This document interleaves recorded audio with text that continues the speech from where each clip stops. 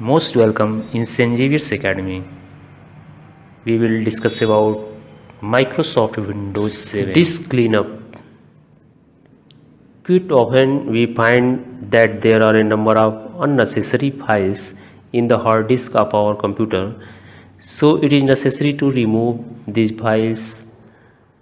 ये unnecessary files, कुछ unnecessary files हमारे हार्ड डिस्क में होता है जिसको हम क्या करना चाहते हैं, हमको रिमूव करना होता है। इन फाइलों को रिमूव करना होता है कंप्यूटर पे, क्योंकि अननेसेसरी फाइल रखने से कोई फ़ायदा नहीं है। इसको हम हटाना, कंप्यूटर से हटाने की आवश्यकता होती है। तो इसके लिए set free of the disc space, जिससे कि हमारा स्पेस जो है वो डिस्क का वो जगह खाली हो। Therefore we remove the temporary internal and downloaded program files. जो हमारा डाउनलोडेड प्रोग्राम फाइल्स है, जैसे इंटरनेट से हमने कोई चीज़ डाउनलोड किया है या जो भी टेम्पोररी फाइलें हैं, उनको हम make empty the recycle bin, और रिसाइकिल बिन में जो कुछ फाइलें हैं other item are not be use for a long time, जिसको हम लोग लंबे समय से यूज नहीं कर रहे हैं। दैट मीन्स जितने भी अननेसेसरी फाइलें, चाहे वो रिसाइकिल बिन के अंदर जो भी फाइलें हैं, जो रिसाइकिल बिन के अंदर कौन सी फाइल होती है, जो हमने कंप्यूटर में डिलीट किया होता है, वो रिसाइकिल बिन में जाता है। तो recycle bin just like a dustbin. तो उस फाइल को, या इंटरनेट से हमने कोई डाउनलोड किया है फाइल, उसके जैसे कोई फाइल हम डाउनलोड करते हैं इंटरनेट से, तो उसके साथ साथ बहुत सारे फाइलें डाउनलोड हो जाती हैं, तो उस फाइल को डिलीट करना है। तो ये सब डिस्क क्लीनअप से हम इस काम को कर सकते हैं। सारे फाइल को डिलीट कर देंगे, यानी पूरा कंप्यूटर से रिमूव कर देंगे। तो इसके लिए स्टेप दिया हुआ है यहाँ पे। एक फर्स्ट स्टेप हमारा जो है, click on start button, all programme, accessories, system tools, disc cleanup.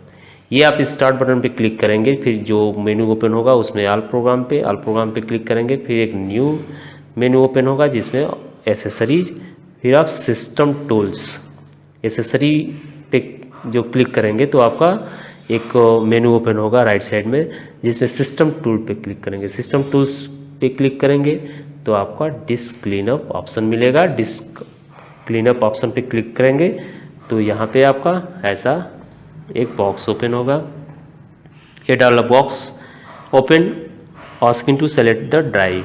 यहाँ पे आपको ड्राइव, जैसे सी ड्राइव ऑलरेडी पहले से सेलेक्ट है, तो यहाँ पे आप क्लिक करेंगे। क्लिक करने के बाद ये ओपन होगा ऐसे बड़ा सा, और सी डी जो भी आपका यहाँ पे ड्राइव होगा ये शो करेगा। उसमें से जिस ड्राइव को आप क्लीन करना चाहते हैं उसको सेलेक्ट करेंगे। सेलेक्ट करने के बाद ओके बटन पे क्लिक करेंगे। Now we click the drop down arrow. ये ड्रॉप डाउन एरो ये है, इसको ड्रॉप डाउन एरो बटन बोलते हैं। तो ड्रॉप डाउन एरो बटन पे क्लिक करेंगे, select the drive you want to clean up and then click okay, और यहाँ पे फाइल सेलेक्ट करके ओके पे क्लिक करेंगे। Now the utility will search and display the necessary file that can safely be deleted. तो यहाँ पे आपका ये सारा फाइल को सेलेक्ट कर लेगा, सर्च करके जो भी आप डिलीट करना चाहते हैं। Now you have to select that file you want to remove. अब यहाँ से आप सेलेक्ट करेंगे, फाइनली वी क्लिक ओके, और फाइनली हम ओके बटन पे क्लिक कर देंगे। ये आपका सारा रिमूव हो जाएगा। Memory management. अब memory management, the operating system must take due care of storage unit of a computer.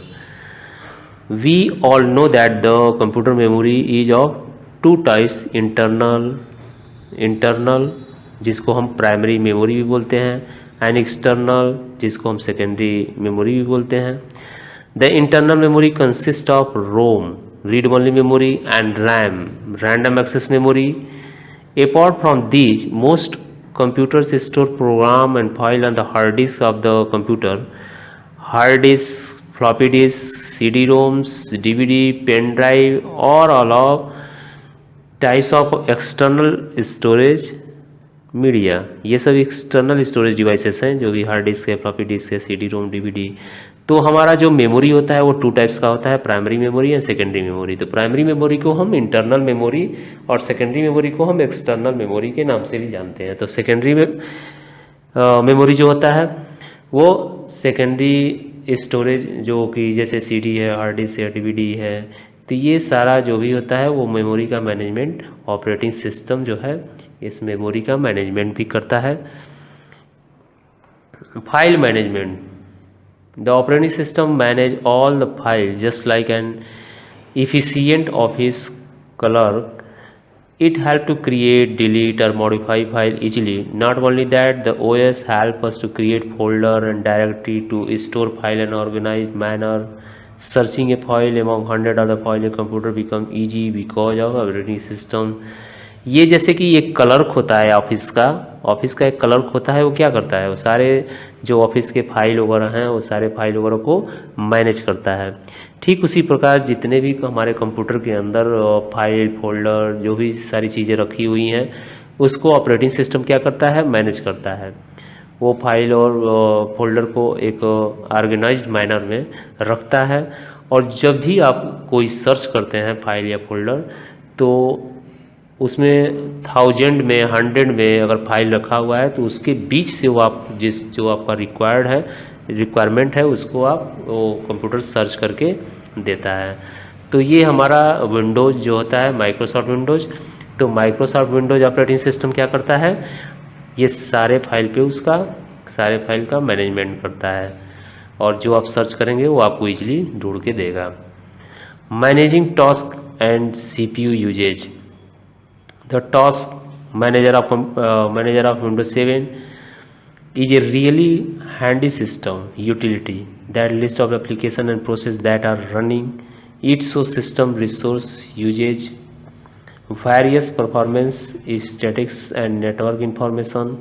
With it we can easily tackle situation when a program hang. We can also manage CPU and memory of the computer. To open the task manager, right click on the taskbar and then click on start task manager. ये task manager जैसे कि कोई भी file है या network को है जो हैंगिंग वाले प्रॉब्लम आते हैं, तो हैंगिंग वाले प्रॉब्लम में ये आप टास्क जो है टास्क मैनेजर, वो टास्क मैनेजर को आप यूज करके उस प्रॉब्लम को सॉल्व कर सकते हैं। तो ये हमारा CPU और कंप्यूटर का जो मेमोरी होता है उसको भी ये मैनेज करता है। तो हैंगिंग प्रॉब्लम जब आता है तो हैंगिंग प्रॉब्लम में हम टास्क मैनेजर के थ्रू इस हैंगिंग प्रॉब्लम को सॉल्व कर सकते हैं। तो ये आपका टास्क मैनेजर जो आप टास्क बार पे राइट क्लिक करके आप इस टास्क मैनेजर को स्टार्ट कर सकते हैं और इसके थ्रू आप सारे हैंगिंग प्रॉब्लम को सॉल्व कर सकते हैं। ऐसे सिचुएशन से आप ये पार्ट सॉल्व कर सकते हैं। We can also open the task manager by using the following key combinations. आप CTRL Alt delete control plus alt पर डिलीट, यानी CTRL और Alt और डिलीट बटन तीनों एक साथ बटन कीबोर्ड पे प्रेस करके भी टास्क मैनेजर को ओपन या स्टार्ट कर सकते हैं। या CTRL plus shift plus escape, ESC को एस्केप बटन भी बोलते हैं। तो control shift plus escape button एक साथ आप प्रेस करके भी इसको ओपन कर सकते हैं। Using task manager, when we first open the task manager we following dialog box appear. जब हम पहली बार ये ओपन करते हैं तो आपका ये डायलॉग बॉक्स ओपन होता है। This dialog box has 4 tabs, इसमें 4 टैब होते हैं, जैसे ये 1 2 3 4, ये 4 टैब होते हैं। ये 5 टैब है, यहाँ पे एक टैब आपका पहले से ही ओपन होता है, तो इसके अलावा 4 टैब हैं। Dialog box has 4 tab. The tab applications is a list of the application that are running in the foreground, यानी एक आपका टैब जो है ये पहले से क्या रनिंग हो रहा है ये एप्लीकेशन का होता है, ये पहले से ही आप जो रनिंग है उसका ओपन होता है। इसके अलावा 4 टैब हैं। These are programs that we can see on the desktop or on the taskbar. All the tab window have information at the bottom showing the number of processes that are running. ये जो भी tab हैं ये हमको information देते हैं क्या चीज़ का, कि कितने प्रोग्राम रन कर रहे हैं या क्या क्या प्रोसेसिंग हो रहा है। How much the CPU is being used, और कितना CPU यूज हुआ है। And how much memory resources are committed, तो ये मेमोरी कितना उसमें मेमोरी रिसोर्स कितना लगा हुआ है, CPU कितना उसमें लगा हुआ है। तो ये सारे प्रोसेसिंग का इंफॉर्मेशन जो होता है वो सारे टैब आपका डिस्प्ले करते हैं, दिखाते हैं। The application window also has a button name new task in the lower right corner.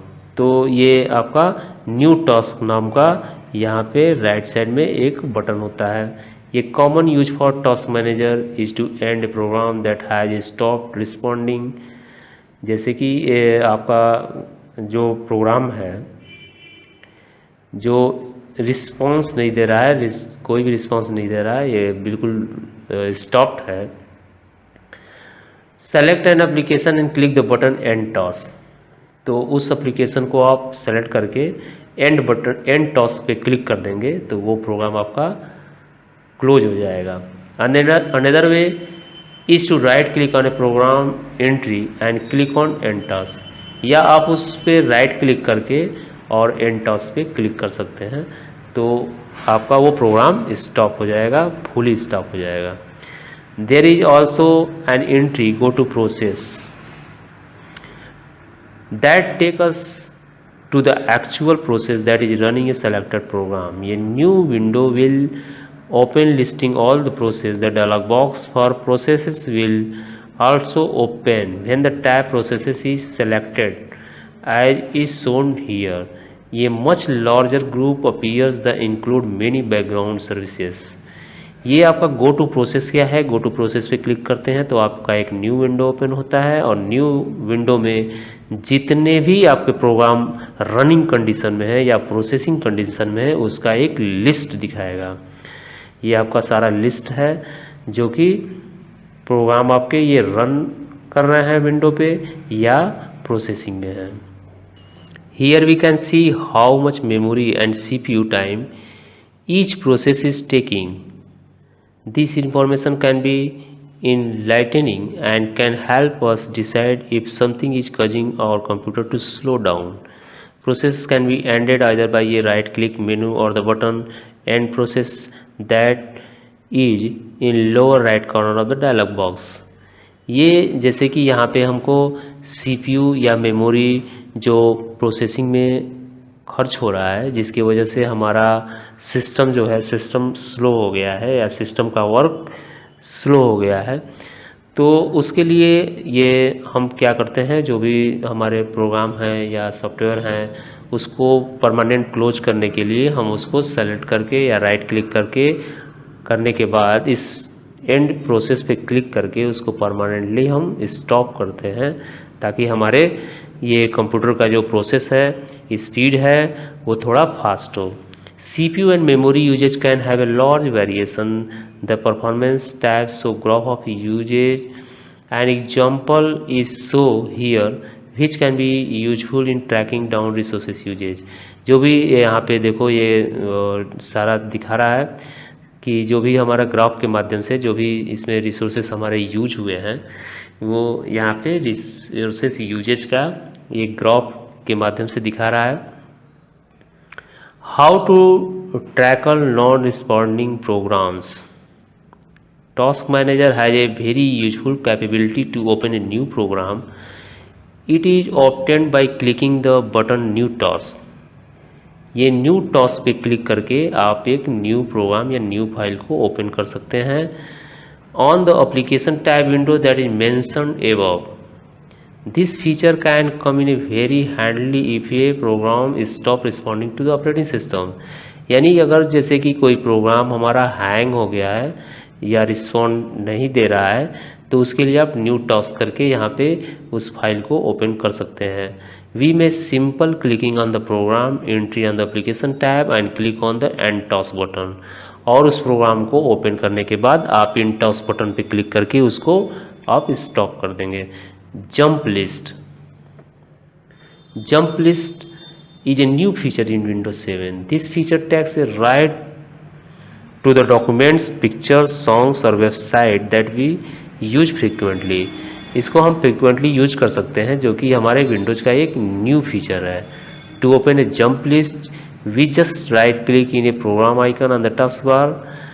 What we see in a jump list depend entirely on the program. For example, the jump list for Internet Explorer show frequently viewed website, window media players show commonly played tunes and MS Word list recently used document. ये आप जो recently यहाँ पे अभी अभी आपने जो use किया हुआ है इंटरनेट पे ब्राउजिंग में यूज किया हुआ है या विंडो मीडिया प्लेयर में जो भी आपने यूज किया हुआ है या वर्ड में, वो इस यहाँ पे डॉक्यूमेंट लिस्ट देगा और यहाँ से हम डायरेक्ट उस पर क्लिक करके उस प्रोग्राम या फाइल को ओपन कर सकते हैं। तो ये यहाँ पे रिसेंटली करके दिखा रहा है, तो यहाँ से हम स्टार्ट बटन पे हमको नहीं जाना पड़ेगा, हम यहाँ से डायरेक्ट रिसेंट पे जाके क्लिक करके आप उस प्रोग्राम या जो भी सॉफ्टवेयर है उसको हम यहाँ से रन कर सकते हैं, ओपन कर सकते हैं।